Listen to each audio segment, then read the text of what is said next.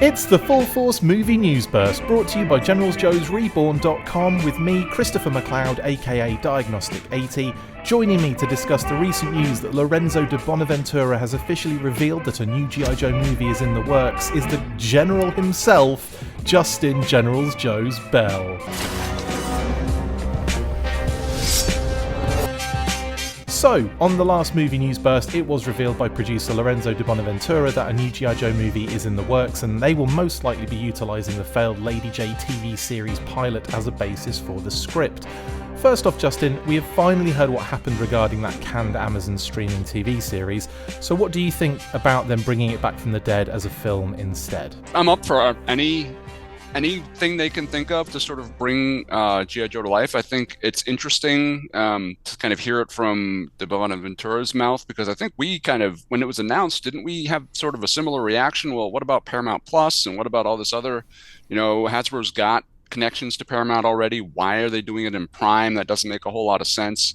So it's interesting to see that, like, de Bonaventura kind of, backed that up a little bit, saying that there are already, streaming deals in place, and that it didn't make a whole lot of sense to go the Amazon route. I feel like we didn't know a lot about the Lady J series. It seemed like it was kind of, there wasn't a whole lot of information given, so it's tough to say whether or not that's a good basis for the movie. Frankly, I think G.I. Joe is the sort of property that probably leans better towards streaming to begin with. Definitely. So I'd almost rather they stuck with that plan, rather than really focus on this big budget cinematic thing, which they've tried 3 times and arguably have sort of failed 3 times, or even worse. I mean, well, I don't know if it's even worse, but if they had failed so badly that Hasbro kind of said, well, that didn't work. But the problem is that they are middling successes, so they kind of spark G.I. Joe, pop culture conversation. They kind of make a little bit of money. So it convinces Hasbro that, they're doing something right. So they should keep kind of like dragging the dead body through the streets, so to speak. Probably not that bad, but, and unfortunately, I think as long as de Bonaventura is involved, I'm just not sure we're going to get what we want as G.I. Joe fans. And I'm not one of those guys. It's like, it's got to be set in the 80s. It's got to have Vietnam roots. It's got to do this hyper realistic military. I'm not devoted to that sort of stuff. Yeah. But I just think that they haven't really taken the property seriously enough. And interestingly, speaking of Amazon Prime, a recent kind of streaming series has come onto Prime called Citadel. And I don't know if anybody has really watched that or not. The series itself it's not great. I've watched the first couple of episodes, and it's not the best. But I mean, the philosophy behind it is that Citadel is this global anti-terrorism organization that is kind of lives in the shadows, and it's going up against this organization called Manticore, which has threads throughout global politics. It really is a G.I. Joe versus Cobra story. And they've got like memory wiping built into chips in their neck, and they've got like high-tech sort of stuff and lots of intrigue. And I think that's the kind of format that would work for G.I. Joe. It's got some guns and blood and violence and stuff like that, but it's been leaning a little bit more towards the sci-fi side of things. Now, again, Citadel is proof that the concept isn't good, or just the concept isn't good enough, because Citadel as a whole has been somewhat boring through 2 episodes, in my opinion.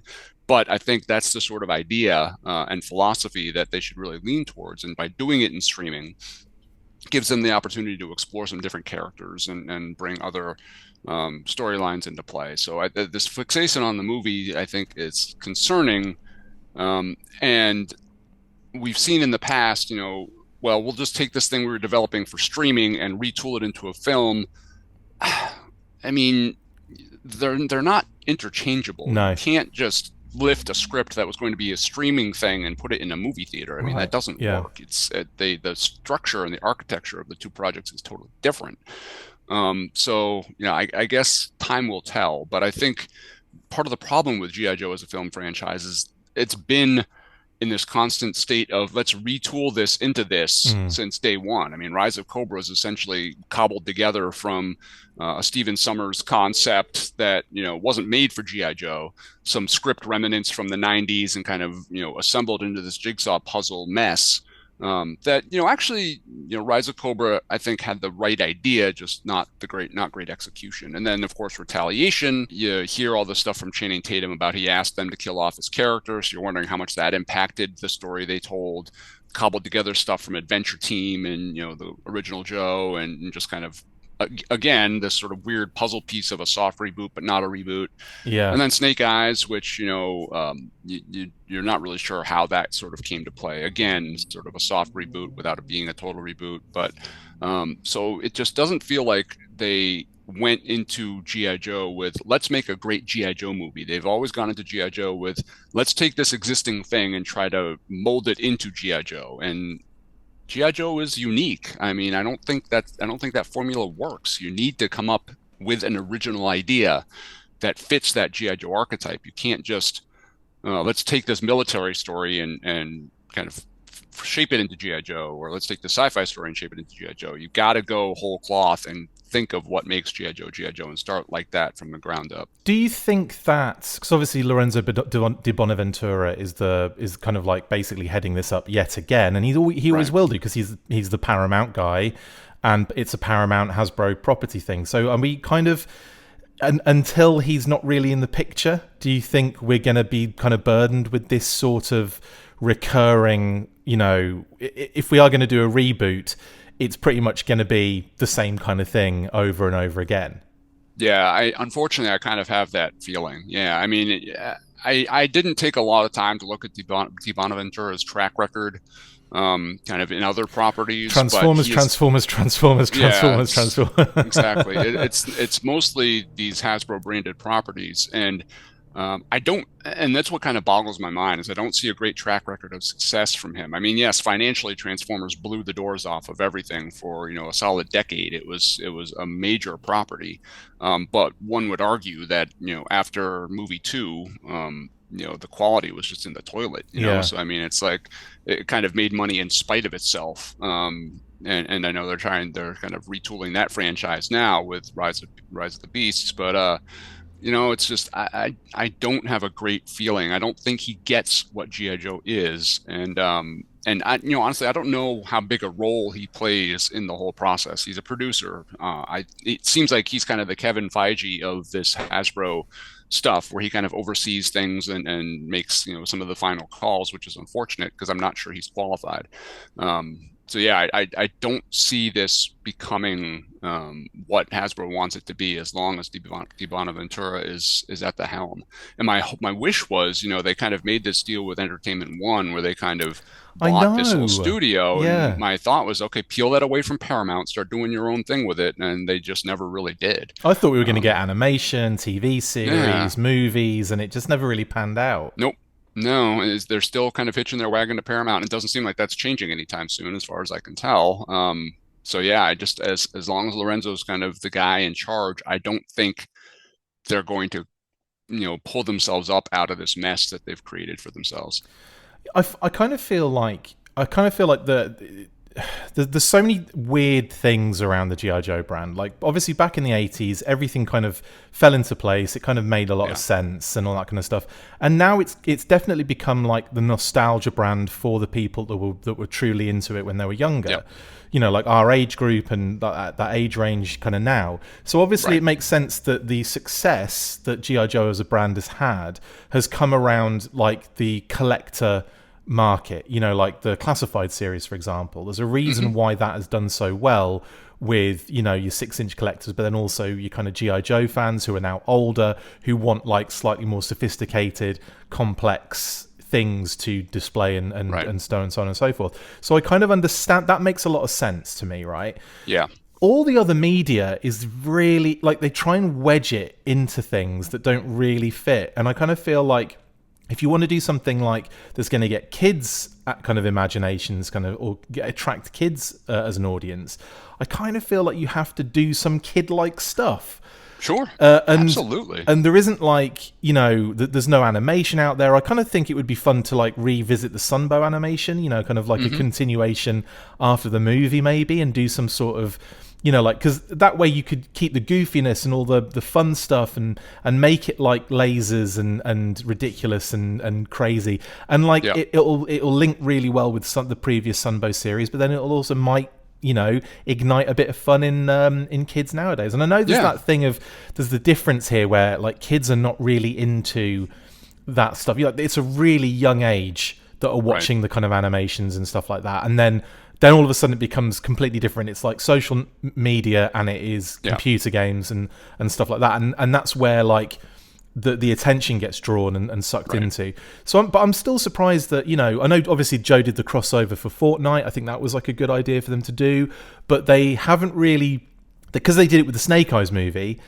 Like, I feel like they've missed, you know, there's an element there where they've missed an opportunity to really incorporate G.I. Joe into Fortnite. Oh, agreed. Yeah. And I think G.I. Joe is one of those interesting things where it was very much a product of its time. I think it was so popular and so pervasive. I mean, back in the 80s, a lot of folks, I'm not sure if they realized just what a juggernaut G.I. Joe was in the 80s. You know, it was the #1 selling comic, the #1 toy line, probably for a good, you know, number of years. And I think that such a huge level of popularity, I think in a way has hurt its ability to reinvent itself, because that during that window of time in the 80s when it really hit all the right marks with the military, the patriotism, the capitalism, all that stuff, it built itself around that. So trying to reinvent it and peeling that stuff away hasn't really effectively worked yet. It really wouldn't work in that same mechanism these days. You know, the world is a different place. You know, something like Masters of the Universe, Transformers, even smaller brands like Mask, you know, or stuff like that, that can exist outside of that pocket of time. You know, you can bring those properties to the modern day without fundamentally changing them. Yeah. You really can't do that with G.I. Joe, and you risk it not landing with a new audience, and you risk alienating the old audience while it also didn't land with a new audience. And finding the way to kind of bridge those two, it's really tough, because they've had a couple of good attempts. I mean, G.I. Joe Renegades, I think, was a really good attempt, and it's always derailed by the movie. Right, exactly. But also, if you remember at the time, people railed against G.I. Joe Renegades, against the art style, and they said it looked awful, looked like a kid drew it. But now people love it. You know, I mean, they gave the story time to boil and develop, and they realized that it was actually an effective storytelling technique. The animation wasn't bad. It was good. It was different, cool. But it was good.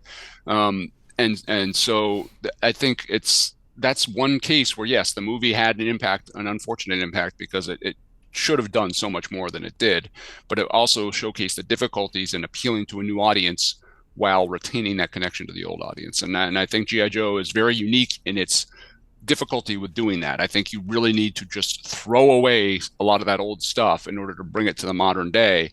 And I think there's ways to do it. I just think Hasbro struggles with finding that balance, because I think they're scared a little bit. They don't want to. They know how large that core audience from the 80s was, and they don't want to just flush that down the toilet. I totally understand that standpoint of them being a little like terrified to do something new and lose effectively that element of what is their audience at the moment. I get that totally. What makes me laugh though is the fact that they keep coming back to the movie structure, and we have discussed this obviously. It's always like, you know, we get hints there's going to be animation that disappears. Obviously, again, that had a lot to do with the fact that Snake Eyes didn't do well, and I think that's the same reason why Lady J pilot was kind of just put to the side, because like, well, the movie didn't do well, so we're not going to, you know, take a risk on it, kind of thing. And that does, I mean, it doesn't concern me that maybe the pilot wasn't good enough. I think it was more down to the fact that Snake Eyes really underperformed, and that's why you're in that position now, that it's canned and everything. So I'm not too concerned that it might not be good enough, but at the same time, like, you know, there's only so many times they can do this before you go, okay, there's a pattern emerging here. And if, like, you know, Lorenzo di Bonaventura still, and this is the thing as well, like when Snake Eyes was in the process of being, you know, developed, and we were talking about it and everything, all the right things were being said. And it was, and even like the proof of like all the training all the actors were doing, and we were seeing all the footage from and all that. This is like the team that are going to be working on the sword fights, and this is the guy that's going to be choreographing everything. And it was just like all the right things were being said. All the talent in place, exactly. And it was like, okay, this could be. And then Andrew Koji joined, and I was like, okay, I'm in. I can't wait to see what's going to go on here. And yeah, it fell pretty flat. Like, there was so many, like a lot of the kind of blame was put onto Schwenke's shoulders in the way that you had all of this amazing stuff going on, and then they just shook the camera and you couldn't see any of it. Yeah, all the rapid cuts and all this stuff just didn't let the action breathe enough. They kind of they cut themselves off at the knees a little bit. Exactly. But there was some storyline stuff too. The whole Snake Eyes being a bad guy for 90% of the movie, and so I mean there was again, it seems like conceptually they had the right idea, sort of similar to Rise of Cobra, but the execution I don't know if it's their reluctance to get first-rate talent behind the camera, maybe. I mean, they certainly have spared no expense getting first-rate talent in front of the camera, like with Dwayne "The Rock" Johnson and, Henry Golding, I think, was a good choice. Andrew Koji, like you said, they get the right talent in front of the camera, but then behind the camera, it seems like they just kind of hand it off to anybody, and the result isn't great. Yeah. Well, I mean, lastly, do you have any, what's your kind of, how can I put it? What's your kind of thought process going into this? Are you kind of taking it day by day, or are you kind of excited? I mean, how are you feeling about the fact that a new Joe movie is in the works? I mean, it's funny. I just, spent 10 minutes saying how, they've got such a bad track record, but I'm going to get excited for it. I mean, anytime G.I. Joe is thrust into the mainstream, I get excited for various reasons. I will say, if I'm thinking about a new G.I. Joe movie in comparison to this new AAA video game they're talking about, I'm more excited about the video game. Yeah. But I think, I'm going to get fired up. I'm going to eat up every bit of new information that comes out. I'm going to kind of check, the IMDb history of everybody who's involved. I'm going to do all that same stuff I always do, because there's a chance. I mean, you never know, and I know the definition of insanity is doing the same thing over and over again and expecting a better result. But it is what it is, and in a way, G.I. Joe is fortunate. I mean, there's so many monster brands out there that don't even get one movie. Yeah, they've been trying to make a Masters of the Universe movie for 20 years, forever, and they still haven't done that. Oh well, they did. I mean, in the 80s there was the Dolph Lundgren movie, but I mean, besides that, they really haven't put the pieces together, which is amazing to me because Masters of the Universe is so pervasive seemingly everywhere else. Yeah. So I mean, in a way, G.I. Joe has had a few different chances to resonate, and it hasn't. Maybe the fourth time's a charm. I don't know. I mean, I part of me just keeps on hoping that you try it enough times, maybe once it'll stick. So yeah, I'm always going to get excited for it. I'm always going to get pumped up for it. I'm always going to gobble up every bit of news that's out there for it. So, people who watch this and say, well, you said you weren't, how much the other stuff sucked. Why are you excited now? Sorry, that's just the way I am. I'm a G.I. Joe fan. I have been for 40 years. I'm going to keep being a G.I. Joe fan. And as they announce new stuff, I'm going to be excited about it. So, yeah, I'm definitely, even if the Snake Eyes movie, like you said, it fell flat. The ramp up to the Snake Eyes movie was some of the most fun I've had in G.I. Joe for a while. I mean, there's always, even though we were sitting on some of these recordings for 2 hours at a Brazilian convention waiting for some morsel of news that never arrived. The process was still fun. So I think I almost look forward to the ramp up to the movie more than I look forward to the movie itself. Just the anticipation of the trailers, just the cast announcements, stuff like that. It's always a lot of fun. And I just stay off social media and don't read the comments. But beyond that, the process it's a blast. So I'm definitely excited and looking forward to that part of it. Awesome. Well, yeah, samesies. I just had flashbacks of us sitting at our computers ready to go live just in case there was any more information at that, and they just showed a bit of the trailer and spoke to Larry and it was all pre-recorded. And wasn't it the worst? There was one. I thought there was one where there was two different shows, yeah, and then the second day they showed the same thing as they did the first day. And we just sat and waited to see the same thing we'd seen the day before. And then we went, yeah, we're not going to go live. I don't think. We're just going to go to bed now. Thanks, mate. Exactly. Yeah. Anyway, Justin, thanks for jumping on and chatting with me again. I hope we're going to be getting more news, it would appear, because a new film is in the works. And that does mean a lot of different things, but in this case, it does sound like something is in development, and obviously from the mouth itself of Lorenzo di Bonaventura. So here we go. Strap yourselves in, guys, because we're ready for another ramp up of epic proportions. Anyway, absolutely. This time it's going to work. Yeah, it has to, right? Law of averages states that something's got to stick to the wall when you throw it at it. That's it for this installment of the Full Force Movie News Burst. Thank you to my awesome co-host, Justin Bell. See you next time, and as always, 1, 2, 3, Full Force! Awesome. That's it for this installment of the Full Force Movie News Burst. Don't forget to comment, like, and subscribe. See you next time, and as always, Full Force.